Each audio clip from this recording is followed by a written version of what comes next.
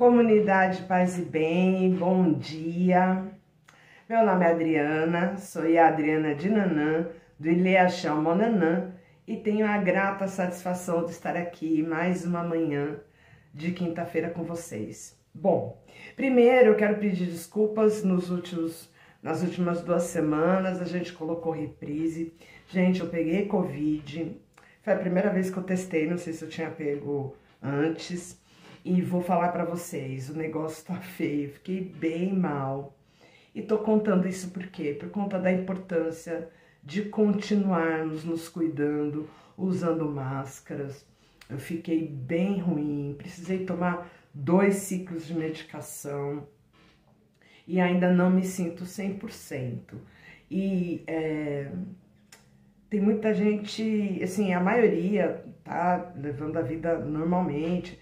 Entendo que também, juntando tudo que a gente passou, acho que foi muito traumático o período da pandemia aqui no Brasil, não só pelo terror da pandemia, mas as condições que a gente passou com o governo aterrorizante no período também, a demora de vacina e tudo que a gente já sabe que passou. E eu acho que hoje muita gente, todo mundo precisando pôr a vida para andar, né? Porque foi muito tempo parado, muita gente quebrou, muitas perdas, né? Em vários sentidos, mas eu vou dizer, não está seguro ainda. A gente precisa se cuidar. Eu tomei as 4 doses e fiquei bem ruim. Não precisei chegar a internar. E eu acho, assim, foi bem feio. Fiquei uma semana bem ruim. Voltei no médico, depois já estava até me sentindo bem. Voltei no médico. Precisou entrar com o 2º ciclo de antibióticos. E a gente sabe que tudo isso, além de agredir bastante o corpo da gente, a gente não sabe também quais os resultados, né? Quais as consequências da Covid. Então, a melhor forma é não pegar, gente. Vamos se cuidar dos nossos, porque... E ainda no hospital, a médica ainda falou que muita gente tá aí ruim, gente morrendo de Covid ainda, gente. Então, vamos nos cuidar dos nossos, vamos pro mundo, mas vamos pro mundo com responsabilidade, tá certo? Bom, justificado isso, por isso também que eu tava vendo aqueles vídeos, tudo bonito, com o cenário, tudo bonitinho, mais desse período que eu fiquei ruim, não deu para fazer a produção, como eu disse, tô bem, tô ótima, mas meu corpo ainda não tá 100%, e também tentando aí recuperar os dias que eu fiquei parada, né, que é muito trabalho, muita coisa. Mas por isso que hoje eu tô aqui, nesse vídeo mais simples, mas vocês sabem que o amor e o carinho por esse espaço aqui é imenso, e faço questão de estar aqui com vocês, com esse espaço de troca, porque eu cresço muito, aprendo muito nesse espaço. Como toda semana, a gente não pode deixar de fazer o nosso ebó semanal, nosso ebó da gratidão. Eu sou muito, muito grata por estar viva, mesmo não estando 100% de saúde, mas me restabelecendo. Sou muito grata por minha família estar com saúde. Sou muito grata por todos, todas e todes que Orixá sempre coloca em meu caminho, que me acolhe, que me busca, que me ajuda quando eu preciso. Sou muito, muito grata aos irmãos e irmãs de alma que Olodumare me proporcionou aqui nessa vida. Sou muito grata por tudo isso. No Candomblé, já falei para vocês, mas faz tempo que eu não falo. A gente aprende logo de começo que no Candomblé não se faz nada sozinho. A gente ouve isso constantemente.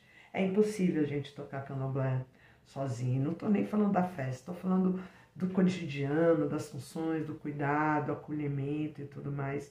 Não tem como fazer isso sozinho. Mas eu acho que esse exercício, essa estrutura do candomblé e esse lembrete constante, porque na verdade a gente não faz nada na vida sozinho. A gente já não nasce sozinho, a gente depende de alguém para nascer, né? Um útero que nos acolha e que nos conduza, né? Aqui do Orum, o céu, pro Aie, aqui a terra. E no decorrer da vida, a gente precisa das pessoas. Não apenas materialmente, mas às vezes uma palavra, pessoas que nos aceitem, que nos reconheçam como a gente é. E mesmo não concordando, eu tenho para mim, as pessoas que eu tenho por mais tempo na minha vida são pessoas que não dizem apenas aquilo que eu quero ouvir, mas muitas vezes dizem aquilo que eu preciso ouvir.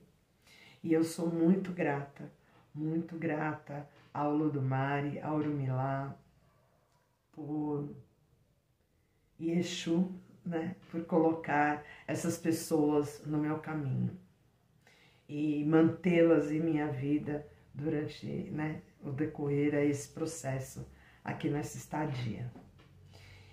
Bom, hoje eu vou quebrar um pouquinho da nossa série, que a gente tem falado sobre caráter e orixá, porque dia 21, hoje é dia 23, dia 21, tô gravando no dia 22 esse vídeo, dia 21 de março foi assinado pelo presidente Lula, logo nos primeiros dias de seu mandato atual, o Dia Nacional das Religiões de Matriz Africana e do Candomblé.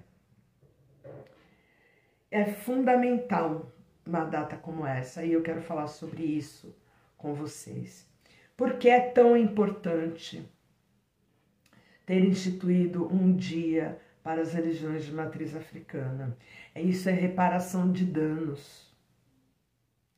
Se não estamos no calendário, não somos lembrados. Eu já converso com vocês há bastante tempo, a gente fala sobre racismo, eu falo bastante sobre racismo religioso, de toda a violência que nós enfrentamos aqui no Brasil. Brasil, lembro sempre que é o país que mais traficou e escravizou corpos negros, corpos não brancos, porque corpos negros e indígenas, por mais tempo no mundo, mais traficou corpos, maior número e por maior tempo no mundo.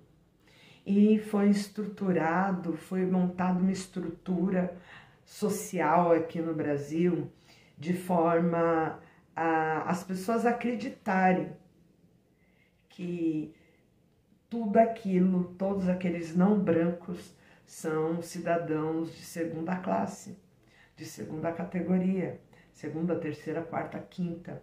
São corpos que não merecem respeito, são corpos que são desumanizados constantemente.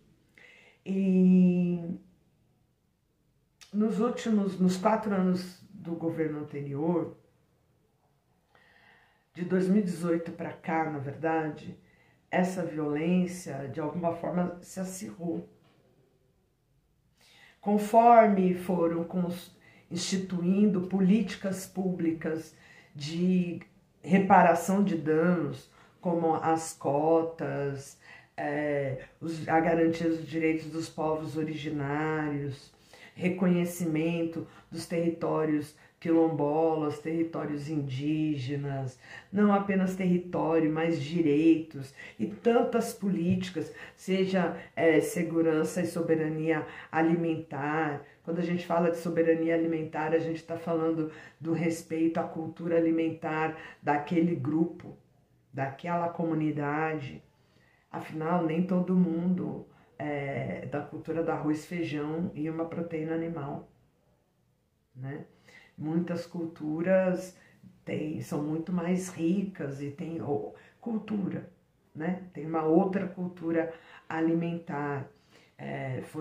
Avançaram políticas nesse sentido, e por aí vai. No enfrentamento mais declarado ao genocídio da juventude negra e tantas outras violações que sofremos nos últimos, sei lá, 600 anos. E com o avanço das políticas nos governos anteriores, de 2018 para cá, a gente percebe um aumento da violência e do confronto mesmo. E não foi diferente com as religiões de matriz africana. Nós nunca tivemos... sempre foi muito difícil ser de matriz africana, ser de religião de matriz africana, sempre foi um espaço de resistência, um espaço de luta. Enquanto para todos os segmentos cristãos, é o seu espaço de conforto, de religação, né, de aconchego com a divindade, com Deus. Para nós, para além disso, para além do trato com a espiritualidade, para além do cuidado e do acolhimento, tem o acolhimento social. Tanto que no Brasil, o candomblé tem essa estrutura familiar de pai, mãe, irmão, tio, primo, avô, bisavô, bisavó de santo, né? Tem essa estrutura familiar. E muito por quê? Porque no Brasil nos foi tirado o direito de ter família. Quando a gente discute o genocídio da juventude negra, a gente está falando de destruição de famílias, além de ceifar vidas de jovens, promover o Estado promovendo a morte ruim. A gente já falou sobre a boa morte. A boa morte é quando a gente morre velho e ter deixado legado, ter deixado algo significativo para a nossa comunidade, para a nossa sociedade, para a nossa família. Agora, morrer jovem, isso não é bom para ninguém. Não é bom para esse jovem, não é bom para a família, não é bom para a sociedade. E é ruim para quem? Especificamente para essa sociedade não branca. Quando a gente fala do encarceramento em massa, esses homens, principalmente homens encarcerados, na sua maioria, são homens negros, são famílias destruídas. Ah, mas cometeram crime, será? Nós temos milhares de homens, não só homens, mulheres, milhares de pessoas presas, às vezes por pequenos delitos e sem julgamento. E o que isso tem a ver, Adriana, com as religiões de matriz africana? Essa estrutura familiar, essa estrutura que o candomblé nos dá, que as religiões de matriz africana nos dá a família que o Estado nos tira.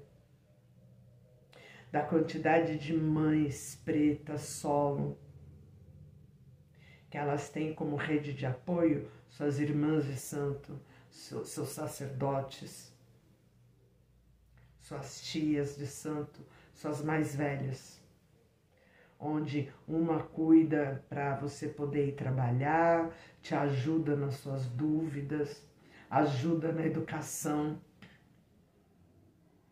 dos nossos filhos. E tantos outros exemplos que eu poderia dar. E o candomblé, as religiões de matriz africana aqui, ele tem essa estrutura que nos suporta, nos acolhe, suporta de nos dar um apoio. De nos dar um apoio. E essas casas, esses terreiros fazem isto, ainda assim, embaixo de todo tipo de violência. Violência policial, enquanto se tem uma igreja evangélica que fica lá no culto com alto volume até tarde da noite, muitas vezes, num terreiro de candomblé se tem um toque até um pouco mais tarde, mesmo muitas vezes cumprindo o horário de até as 10 horas, cumprindo a legislação, ainda assim a gente tem a ronda, a polícia passando na porta toda hora, ou quando vão bater na nossa porta. Nós temos os nossos ritos sagrados, onde temos sido violados de todo tipo de forma. Nós temos um agravante onde grupos neopentecostais de extrema direita têm ocupado, por exemplo, os conselhos tutelares. E o que acontece com isso? Quando a gente, além das nossas crianças terem seus direitos violados de sofrer bullying, perseguição, violência verbal e às vezes até violência física, quando estão nos seus períodos de resguardo para a sua divindade, períodos de iniciação das suas obrigações, de sofrer todo tipo de violência e perseguição sem acolhimento, nas instituições públicas, nas escolas, nas unidades de saúde e por aí vai. Também temos uma perseguição de casos de conselhos tutelares tirarem os filhos dos pais, crianças que estavam passando por processo de iniciação, de adentrar da religião juntamente com seus pais. Portanto, o dia 21 de março, que também é o dia do massacre de Sharpeville, na África do Sul, aqui no Brasil, é o dia de lembrança de luta. Luta do direito de ser. Luta pelo direito de eu poder usar meu pano de cabeça, meus fios de conta, luta na rua, luta pelo direito de eu me alimentar de acordo com a minha cultura, luta pelo direito de eu poder cultuar, celebrar a vida em nossos terreiros, em nossos barracões. É só observar a quantidade, o aumento dos ataques aos terreiros de candomblé no Brasil inteiro, às casas de matriz africana. No Brasil inteiro, de 2018 para cá. Lembrando que nunca foi fácil pra gente, nunca foi tranquilo pra gente, mas ficou muito mais violento. Por isso que é tão significativo essa lei. Lei essa que foi um projeto de lei que foi apresentado pelo deputado federal Vicentinho, que apoia bastante as religiões de matriz africana, dentre outros.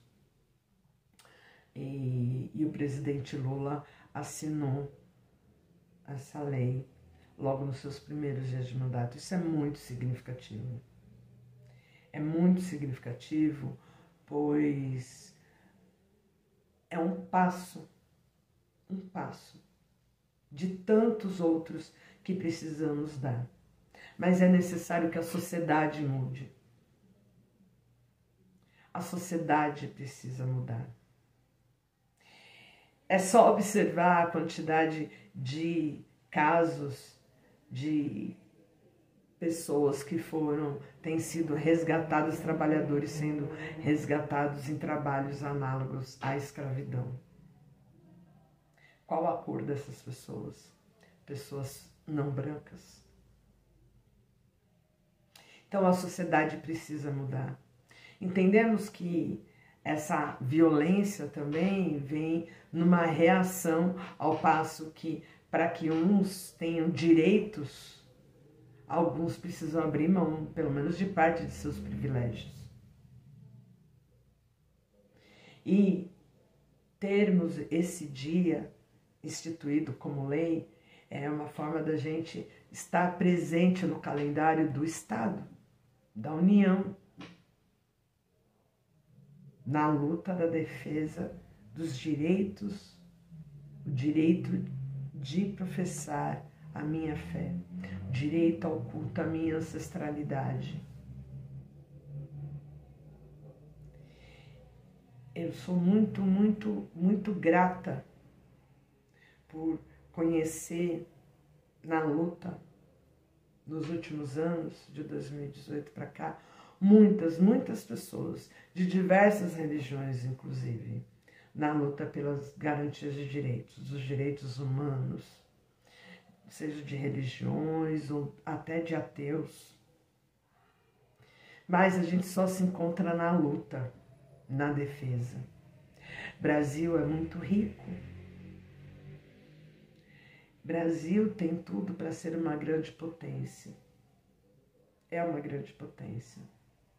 Mas enquanto não formos capazes de uns abrir um pouco mão de alguns privilégios e reconhecer os direitos de outros, jamais seremos capazes de uma sociedade de bem viver para todos, todas e todes. Por isso eu achei importante fazer o vídeo de hoje refletindo sobre o dia 21 de março.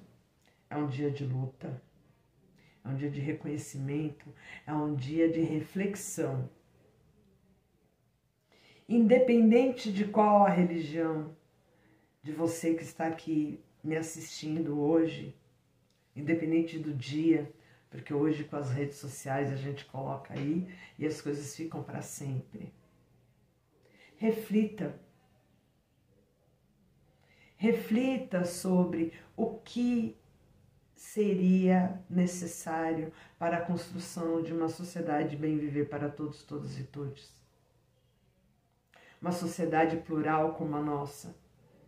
Se não formos capazes de reconhecer, aceitar e respeitar as diversas culturas presentes em nossa sociedade, jamais avançaremos. Estaremos sempre em guerra, sempre em luta, sempre em violência. Outro motivo também pelo qual eu acredito de tanta violência, com tantos ataques contra as religiões de matriz africana, é que diferente das outras matrizes religiosas, a liderança, quem nos trouxe até aqui foi uma liderança feminina, é o matriarcado. As religiões de matriz africana é matriarcal. Aqui no Brasil é matriarcal. Temos homens, sacerdotes, tivemos e temos sacerdotes importantíssimos na luta. Mas quem dá esse corpo, quem deu esse corpo para as religiões de matriz africana, esse tom, essa estrutura, principalmente essa estrutura de acolhimento, foram mulheres pretas. Então, para mim, refletir sobre o dia 21 de março é refletir também em toda a ancestralidade, em todas as mais velhas, que na sua simplicidade, mulheres fortes e aguerridas, garantiram que eu tivesse o direito de hoje estar aqui. E mais um motivo de gratidão de minha parte. Bom, espero que vocês tenham gostado da reflexão sobre o dia de hoje. Que cada um me reflita, independente da sua cor. Se você é uma pessoa branca, se você é uma pessoa cristã, reflita qual é o seu papel nessa sociedade no Brasil. Qual o seu papel para a construção de uma sociedade de bem viver para todos, todas e todos. O quanto você é capaz de ser uma pessoa antirracista e estar conosco nessa luta. Para que a gente pare de lutar. Eu quero conhecer pessoas nos churrascos, da picanha que ficou mais barata, mas não mais na luta. É cansativo. São centenas de anos de luta. E só pelo direito de ser. Então reflitam. Cada um, cada uma, cada um. Reflita na sua ancestralidade. Porque se você me acompanha, eu sou uma Yalorixá, sacerdotisa, de culto ancestral, culto à ancestralidade. Eu cultuo minha ancestralidade africana. Mas todo mundo tem ancestral. Tem uns que precisam fortalecer, né? Fazer a manutenção do legado de sua ancestralidade. Tem outros que precisam reescrever a história de sua ancestralidade. Então pense, não é ataque, não adianta ficar se culpando ou atacando. Que sejamos capazes, que Pai Oxalá abençoe nossos oris, nossa cabeça, para que nos dê, nosso ori, nos dê o melhor caminho, para que façamos as melhores escolhas para a construção de uma sociedade de bem viver para todos, todas e todes. Ou há espaço para todes, ou não há espaço para ninguém. Que Mãe Iemanjá acolha os nossos corações, cure nossos oris adoecidos de tanta violência. Que Pai Ogum vá na nossa frente, abrindo os nossos caminhos.